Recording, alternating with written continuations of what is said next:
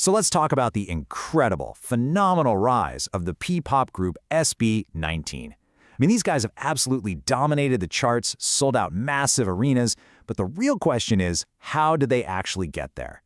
Was it just one single moment of pure luck, a fated event? Or was it something else? Was it the result of years and years of relentless, grinding hard work? Well, we're going to break down their incredible journey and find out. And really, that's the core question here, isn't it? We see this all the time, people shooting to fame seemingly overnight. But what's really going on beneath the surface? Is it just a lucky break? Or is it a foundation of pure grit that's finally ready for its moment in the spotlight? All right, so first up, let's explore the Kismet argument. This is the idea that one single moment of fate, of pure luck, changed their trajectory forever. To really get this, you have to picture the scene. It's 2019. The group had their debut about a year earlier, and the reception was, well, let's just say it was lukewarm. They were broke, totally exhausted, and seriously thinking about just giving up on the dream entirely. It really felt like the end of the road was way closer than the beginning. And then, this happened. On September 2nd, 2019, out of nowhere, a fan posts their Go Up dance practice video to Twitter. Now, this wasn't some polished, high-budget music video. No, it was just the 5 of them in a plain practice room. But this single tweet, it completely reversed their fortunes, literally overnight. So what was it about this video that just cut through all the noise online?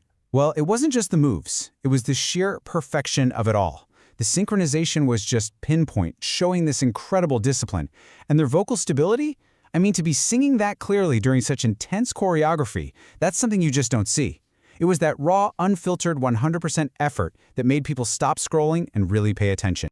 So you look at that, and it seems like a classic case of Kismet, right? A lucky break coming in at the 11th hour. But was it really just fate? Or was there something more going on that perfectly positioned them for this exact moment? Okay, so now let's flip the script and look at the other side of the coin, the hard work. This is where we go way beyond that one viral moment and uncover the intense preparation, the grind that was happening long before the glow-up. Get ready for this number, 1,000.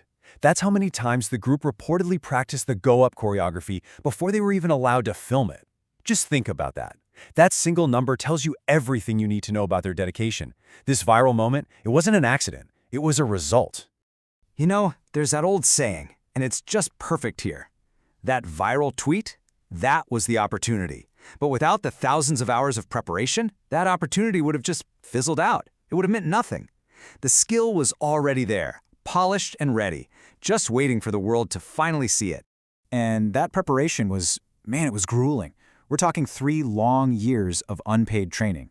It was under this super rigorous system inspired by K-pop, and they made these huge personal sacrifices, giving up school, giving up the security of stable jobs, all to chase this one dream. And here's something that's absolutely crucial to understand. They weren't just some manufactured talent. They were so deeply involved in their own development. The group's leader, Pablo, he'd often handle vocal training. The other members would teach each other choreography. They were, in every sense of the word, self-made. So when you put it all side by side, the contrast is just, wow. On one hand, you've got the Kismet, the pure luck of a single viral tweet. And on the other, you've got the undeniable hard work.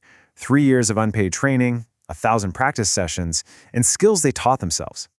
So what happens when you combine that lightning-in-a-bottle moment with years of a rock-solid foundation? You get unstoppable momentum. And that's what allowed them to evolve from trainees into true pioneers who would take complete control of their own destiny. And that momentum just kept building. In 2023, they took the ultimate risk. They launched their own company, 1Z Entertainment, with their leader Pablo as the CEO. It was such a bold move, and man, did it pay off. That led to the global viral smash Gento and a history-making achievement, becoming the first local act to sell out the massive Philippine Arena for 2 nights straight. You can actually see their evolution so clearly when you look at their identity. Yeah, they started with a heavy K-pop influence, but they didn't just stay there. They forged their own path, becoming the absolute pioneers of P-pop, and eventually turning into global cultural ambassadors who are defining the Filipino sound for the rest of the world. And look, you absolutely cannot tell this story without talking about their incredibly dedicated fan base, 18. This isn't just about passive listening, no way.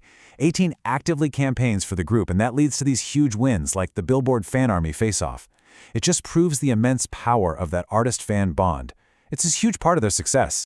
Okay, so after tracing their journey from literally the brink of collapse all the way to global stardom, we've arrived at our final verdict. It's time to answer that big question we started with. So, was it that one moment of pure luck, or was it all those years of pure grit? The truth is, it was both. One simply could not have worked without the other.